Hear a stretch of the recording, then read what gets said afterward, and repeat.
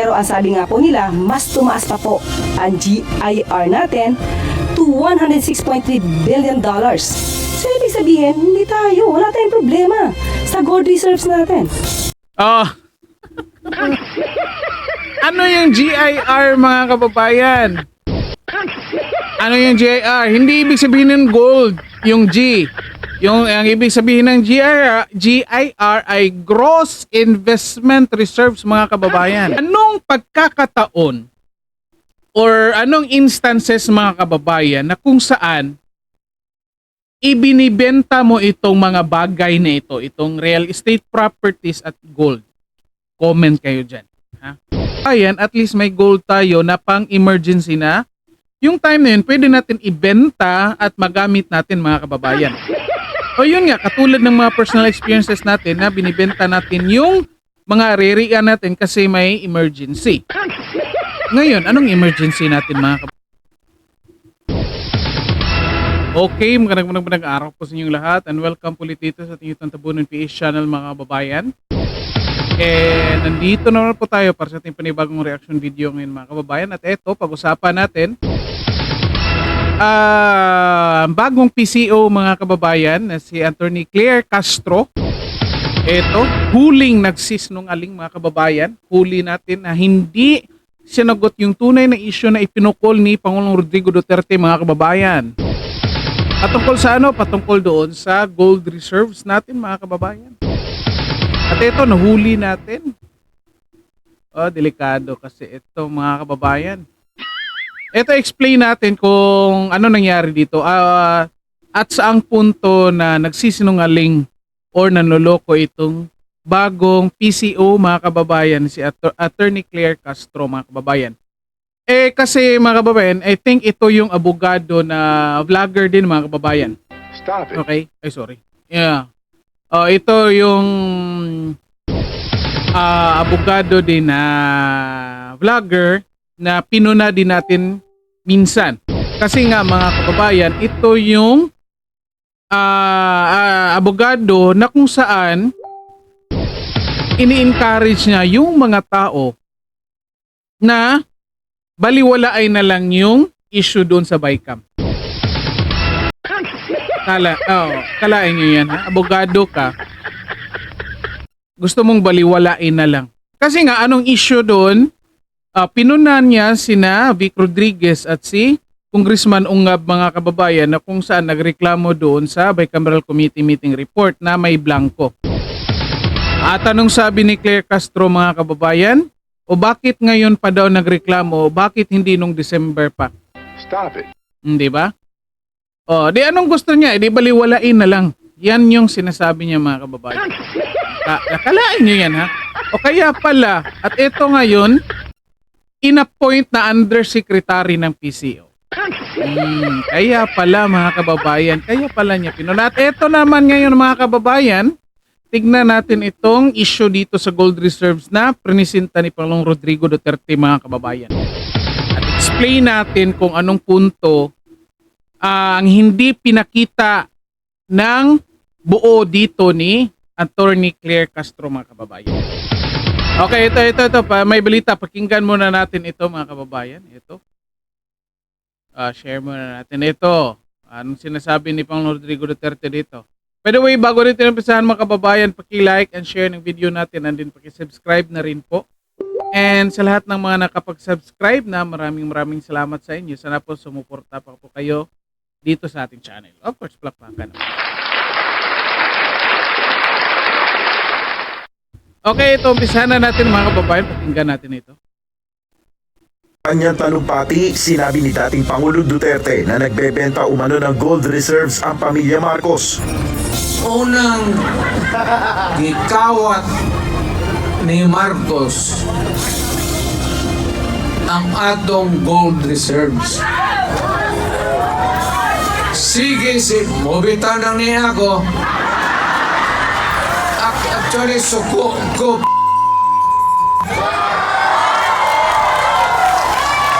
Sige nga na nagbaligya ang atong gold hantod karon gamay na lang kayo. Yan yung issue mga kababayan ha, kasi nga every country mga kababayan, mayroon tayong gold reserves. Yan po ay buffer. Yung buffer na kung sakali magkakaroon ng crisis, yung isang bansa or ang buong mundo, mga kababayan, kasi yung gold, parang real estate property din yan. Medyo mahina nga lang yung increase ng value niya compared doon sa real estate properties. Yet, given na yan na hindi bababa ang presyo ng gold mga kababayan, lalong nagmamahal po yan, nag-i-increase po yan mga kababayan. Kaya nga, tinatawag nga gold reserves kasi nakareserba dapat mga kababayan. Di ba? Kaya nga buffer, gold reserves mga kababayan. Ito, yan yung pinupukol na issue dito ni Pangulong Rodrigo Duterte mga kababayan. Anong sagot dito ni Claire Castro mga kababayan? Ayon sa bagong itinalagang Palace Press Officer na si Undersecretary Claire Castro, fake news ang pahayag na ito ng dating Pangulo. Tinawag pang fake news si Pangulong Duterte mga kababayan. Tingnan natin mamaya kung sinong fake news dito mga kababayan. Anong sagot? Binanggit ni Yusek Castro ang naging pahayag mismo ng Bangko Sentral ng Pilipinas sa issue. Pero ang sabi nga po nila, mas tumaas pa po ang GIR natin to $106.3 billion. So ibig sabihin, hindi tayo, wala tayong problema sa gold reserves natin. Ano yung GIR mga kababayan? Ano yung GIR? Hindi ibig sabihin ng gold, yung G. Ang ibig sabihin ng GIR ay Gross Investment Reserves mga kababayan. At isa na doon ay yung gold mga kababayan. Kasi nga, kung familiar kayo sa investment, halimbawa may life insurance kayo, may investment din yan.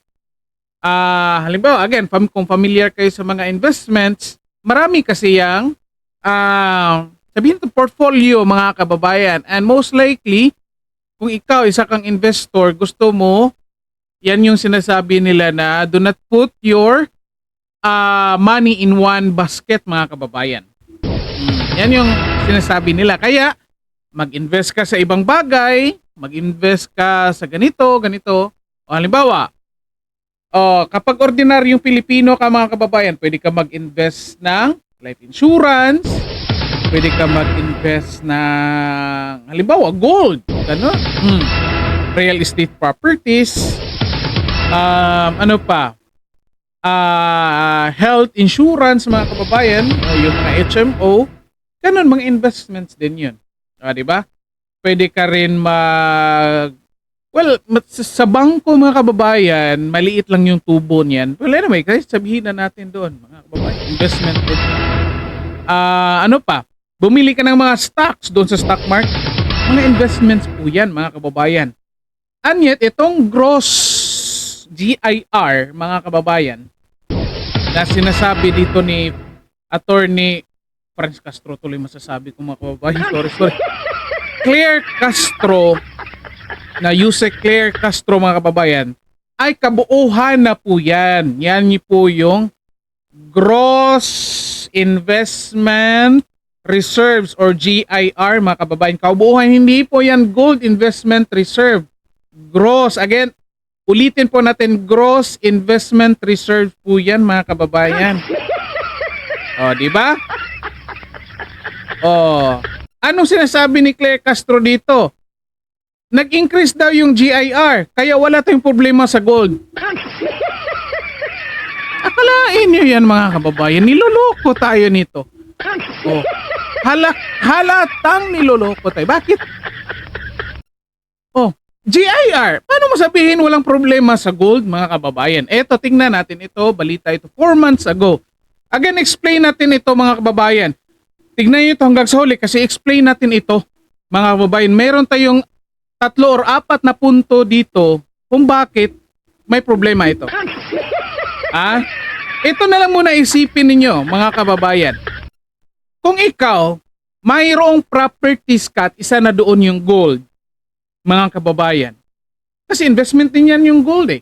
Hindi yan nagdi-decrease yung presyo katulad na sinabi ko, real estate. Halimbawa, may lupa't bahay ka, real estate. At the same time, mayroon kang gold. ito lang, iiwan ko muna sa inyo bago natin i-discuss later. Anong pagkakataon or anong instances mga kababayan na kung saan ibinibenta mo itong mga bagay na ito, itong real estate properties at gold? Comment kayo dyan. Ha? Comment kayo dyan kasi explain natin ito. Ito, tingnan natin. 4 months ago ito na balita mga kababayan from ANC. Tignan natin. Economist downplays worries over BSP gold sales mga kababayan. Ito. Active management strategy of the country's gold reserve. Our next guest agrees and says there's no need to panic. Economist JC Punongbayan No need to panic na naman. Currently, as of this time mga kababayan, no need to panic. Kahit ibenta mo nyo lahat yan, no need to panic mga kababayan. Later, explain natin anong mangyayari dito. joins us to tell us why. Hi JC, good to see you. Welcome back to Market Edge. Hello, Mimi. Good morning. So why do you think we unloaded so much compared to our peers? What do you think the BSP saw? We have graphics of this. It's a race actually. If it's a race to sell, we were leading that race. Tingnan nyo yan mga kababayan, Tayo yung pinakamataas na naibenta ng gold mga kababayan. Quarter 4, 2023 to quarter 2, 2024 mga kababayan, last year. Ano ang ibig sabihin yan? Ibig sabihin ba nang nagbenta ay bumili? Again, 4 months ago ito mga kababayan. Ang layo mga kababayan, no? Thailand, compared sa Thailand, pangalawa yung Thailand, yet ang layo. Tingnan mo yung Singapore.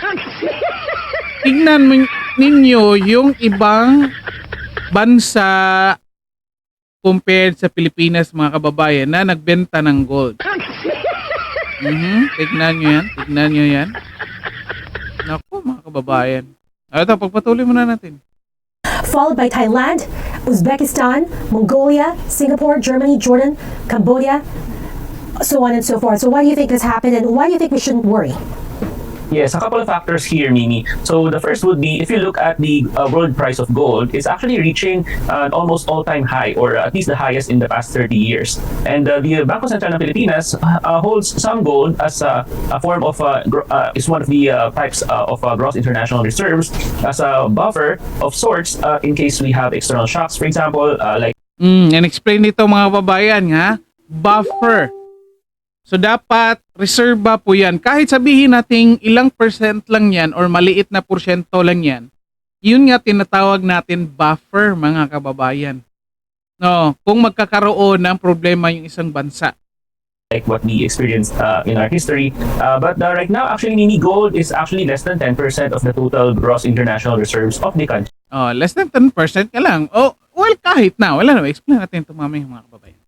And in fact, even with the recent sales in the first half of this year, total gross international reserves have actually increased from last year. So we're in a very comfortable position in terms of our gross international reserves. And I think the Bangko Sentral ng Pilipinas is quite confident that even with the recent sales, there's really no need to panic. We have more than enough international reserves to go around. So this is, JC, this is Ito yung graph mga kababayan na kung saan nasa baba nga lang. Yan yung yellow, yan yung gold reserves mga kababayan. Sabihin natin mga 10% lang siya in total mga kababayan. May foreign exchange, may foreign investments, mga kababayan ha. Again, sinasabi dito, wag magpanik. Nako, mga kababayan, delikado yan.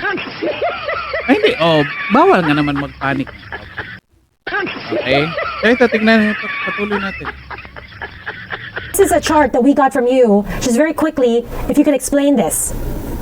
Yes, so a great bulk of the gross international reserves of the Bangko Sentral ng Pilipinas would be in foreign investments, as you can see here. And gold is really that thin strip near the bottom, just about or less than 10% of total gross international reserves. I think one more motivation, Mimi, for the recent sales is that for 2023, there was actually a huge decline in the net income of the Bangko Sentral ng Pilipinas. So I think they're quite...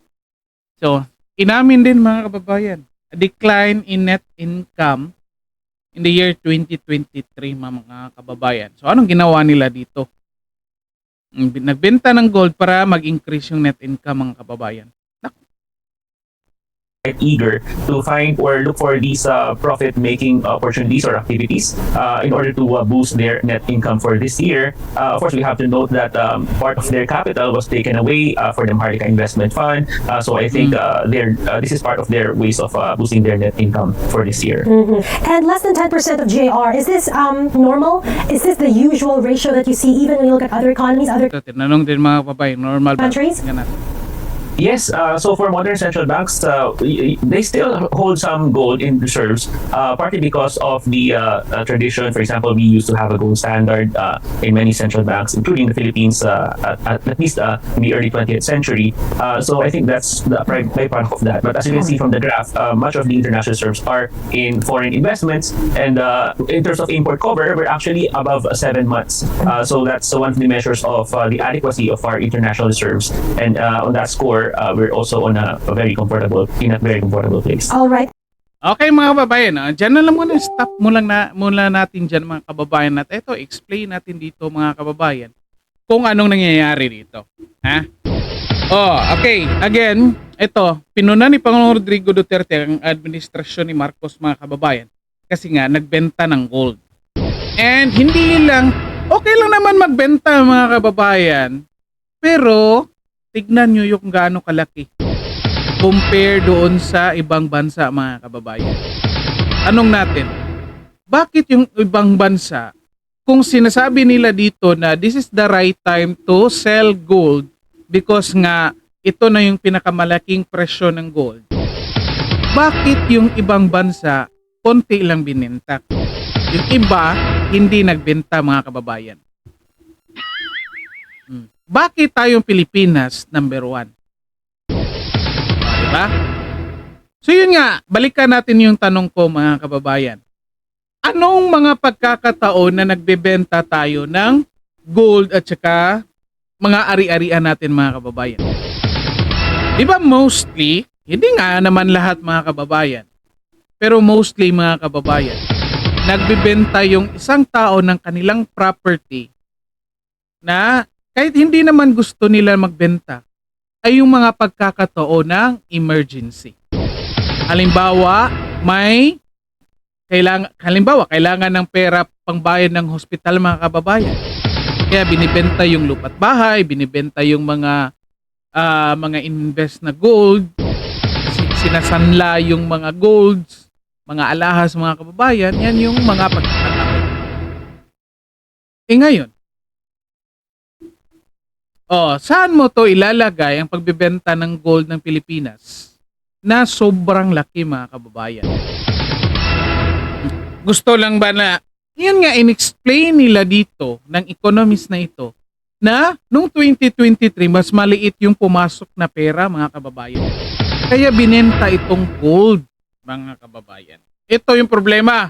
Ito, pag-usapan natin ng mga kababayan. Number 1, mali yung argumento na presenta ni Attorney Claire Castro mga kababayan. Bakit? Yung argumento na presenta ni Pangulong Rodrigo Duterte mga kababayan na kung saan nagbenta ng malaking gold or worth of gold yung administrasyon ni Pangulong Marcos mga kababayan. Anyat anong sagot ni Attorney Claire Castro mga kababayan? Niloloko tayo na kung saan nag-increase daw yung gross investment reserve, mga kababayan. Baka inaakala ng mga taong bayan na yung G sa GIR ay gold yun. Hindi yun gold, mga kababayan. Yun ay gross investment reserve, mga kababayan. Kabuuhang total ng ng ininvest ng Pilipinas ng total na portfolio nila. Kasali na yung gold, yung foreign investments. Yun nga mga kababayan. So anong ginawa nila dito? Yung buffer natin, sabihin natin 10% lang na gold. Again, yung buffer, ibig sabihin yan, pang emergency po yan mga kababayan. Halimbawa, magkakaroon ulit ng world crisis or global crisis mga kababayan, at least may gold tayo na pang emergency na. Yung time na yun, pwede natin ibenta at magamit natin mga kababayan. O yun nga, katulad ng mga personal experiences natin na binibenta natin yung mga ririan natin kasi may emergency. Ngayon, anong emergency natin mga kababayan? Ngayon, anong emergency? Wala na may emergency. Anong ginawa nila? Binenta nila at yung kita mga kababayan, ininvest. Kahit sabihin natin ininvest na, sabihin na lang, wag na lang natin sabihin na ninakaw mga kababayan.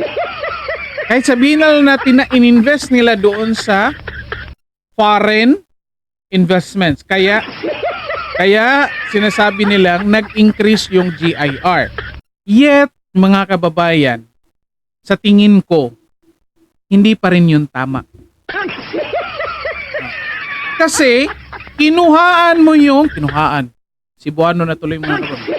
Kinunan mo yung reserba mo at iniligay mo doon sa high risk na investment portfolio mga kababayan. Kasi yung foreign investment, high risk. Ito kasi yan mga kababayan. Kapag nag-invest ka, dapat mag-invest ka doon sa low risk mga kababayan at sa high risk. Kung gusto mo ng aggressive na return, mas madali yung mga kababayan, doon ka sa high risk. Kasi mas malaki yung tubo niyan mga kababayan. Pero yun nga tinatawag na high risk, malaki din yung chance na mag-down din yun mga kababayan. Compare dito sa low risk, medyo maliit nga lang yung return. Pero at least mga kababayan, parang secured yung investment mo na yan. Katulad ng gold. Maliit yung tubo or konti or mabagal yung pag-increase ng value niya, yet secured ka. Kasi nandyan gold yan nakareserba yan mga kababayan. And anong ginawa ng Administrasyong Marcos? Binenta ito, nilagay doon sa high risk mga kababayan. Anong sabi nila? Huwag daw magpanik. Kasi na nga naman, as of the moment mga kababayan, wala pa nga namang crisis. Iwan ko lang kung wala bang crisis dito mga kababayan. So ito niloloko tayo ni Claire Castro na kung saan sinasabi nag-increase daw yung JR. Tama nga naman, pero yung issue doon sa gold hindi sinagot mga kababayan. Yun yung una. Diba? Yung pangalawa mga kababayan. Binenta nila yung gold para i-invest doon sa foreign investment. Pero yun nga mga kababayan, walang guaranteed na return yun. Kasi magdidepende yung foreign investment doon sa takbo ng ekonomiya mga kababayan. What if mga kababayan, hindi lang natin alam, katulad nung 2008, kung saan nagkaroon ng global crisis mga kababayan. So anong mangyayari sa GIR natin mga kababayan? Anong mangyayari? Hindi babagsak din? Yan yung mangyayari. Magdasal na lang tayo na hindi mauulit yung nangyari nung 2008 mga kababayan na kung saan nagkaroon ng global crisis. Ito, pangatlo. Ang gold ay isang buffer mga kababayan. So sa ating mga personal financial planning mga kababayan, of course, dapat kung sinasabi nating buffer, dapat hindi mo yan pinapakialaman. Kasi nga buffer yung tawag dyan Yun nga, pang-emergency mga kababayan. Gagamitin mo lang yan kapag talagang walang-wala ka ng makuhanan ng pera. Kaya nga, ibibinibenta mo yung mga real estate mo, yung mga gold investments mo, yan yung mga buffer, mga kababayan. Secured yan. Guaranteed ang increase ng value ng mga properties na yan, mga kababayan. Okay? At hindi na yan bababa, ang presyo hindi na bababa, mga kababayan. Compared mo doon sa mga high-risk investment, katulad ng foreign investments, mga kababayan, baba taas yung niyan, ang direksyon niyan mga kababayan. Hindi mo alam kailan tataas, hindi mo alam kailan bababa mga kababayan. It so happen lang mga kababayan ngayon tumaas, kaya parang confident sila na mataas naman yung GIR, kaya confident sila. What if nga mga kababayan, magkakaroon ng issue tayo dito, magkakaroon ng global crisis. Yun na nga mga kababayan. Okay? So yun nga, pang-apat mga kababayan na punto natin na dito. Yung ibang investments mga kababayan, subject nga yun for economic influence or a global economic influence mga kababayan. Kung saan, kung anong takbo ng ekonomiya ng ibang bansa katulad ng Amerika, ng mga bansa sa Europe, maapektuhan ko tayo kung saan ininvest yung pera natin mga kababayan. Kung nagbenta ka ng gold tapos ininvest mo doon sa foreign investment, kung anong takbo ng ekonomiya nila, apektado tayo mga kababayan. Okay? Apektado tayo. Kaysa mga kababayan, naka-hold yung gold natin kasi nga buffer pang emergency lang. 'Di ba? And then whatever happens to the global economy mga kababayan, doon na lang tayo maglalaro. Maghahanap tayo ng ibang pera na kung talagang gusto natin mag-invest doon sa foreign investments mga kababayan, maghanap tayo ng ibang paraan or pera para ilagay doon mga kababayan. So yun nga, ito yung nangyari, kumuha ka doon sa reserba mo, sinacrifice mo yung reserba mo, nilagay mo doon sa portfolio na kung saan high risk mga kababayan na may malaking chance na tataas, malaking chance din yun na bababa mga kababayan. What if bababayan mga kababayan, hindi natin alam, and yet wala na tayong reserbang gold? So anong mangyayari sa atin mga kababayan? Ano? Magdasal na lang tayo mga kababayan. Mas kapangyarihan nga naman talaga. Ang problema, kahit nagdadasal tayo, wala naman, yung gobyerno natin, wala namang ginagawa, yan, binibenta yung gold, di wala rin mangyayari. Diba? Yan yung problema dito mga kababayan. And yet, niloloko tayo ng administrasyon ngayon through ng kanilang bagong USEC mga kababayan na kung saan iba yung sagot doon sa pinupukol na issue. Kayo mga kababayan, halimbawa kayo mga comment kayo dyan kung meron kayong personal financial planning mga kababayan, isa itong pag-invest ng gold yung nasa profile ninyo. May real estate ka, may gold ka. Di ba usually ito yung huling binibenta mo, yung real estate at saka yung gold mga kababayan. Yan yung huling binibenta mo kasi buffer nga yan. So inuuna mo pa yung pera mo sa bangko, yung pera mo nakalagay sa life insurance, inuuna mo pa yung pinautang mo, ubusin mo muna yun para sa emergency bago yung real estate at saka yung gold. Yun nga, kapag wala ka na talaga at may natira kang gold at saka real estate property, yun, binebenta mo, ibig sabihin, walang-wala ka na talaga. Yan yung usual na nangyari mga kababayan. At ito ngayon, wala pang emergency, nagbenta na tayo ng gold mga kababayan. Diba? Alain nyo yan. Kasi nga raw, mas malaki yung tubo doon sa foreign investment. Pero hindi yun guaranteed mga kababayan. Kaya, ginawa nating diniscuss natin ito ngayon mga kababayan para maintindihan ng karamihang tao dito mga kababayan. Lalo na yung mga taong medyo walang alam or konti lang yung alam sa pag-invest mga kababayan. Okay? Kasi niloloko din tayo nito. Ito nga, sinasabi na ng BSP na kasi nung income nung 2023, maliit lang. Kaya sinacrifice nila itong gold para i-invest doon para makabawi. Lumabas na sa kanilang bibig. Ngayon sinasabi na hindi tayo dapat mag-worry. Paano tayo hindi mag-worry dyan mga kababayan? Yung buffer natin na pang-emergency, ginamit na. Diba? Again, personal experience would tell us na talagang kapag nangyari niyang mga ganyan, dapat ka na mangamba dyan mga kababayan. Okay? So dito na lang po muna tayo at sana po naintindihan nyo itong maiksing explanation natin patungkol dito sa issue ng gold reserves mga kababayan. na kung saan, naku, administrasyong Marcos mga kababayan, niloloko tayo nito. Delikado po yan mga kababayan. Anyway, paki-like and share ng video natin mga kababayan para makita ng ibang tao, maintindihan nila ito. Itong tunay na nangyayari mga kababayan kasi nga, niloloko tayo eh.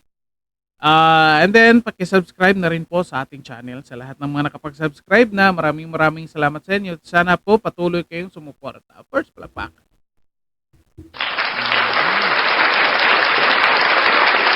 Okay. So, dito na lang po muna tayo at magandang araw sa inyong lahat.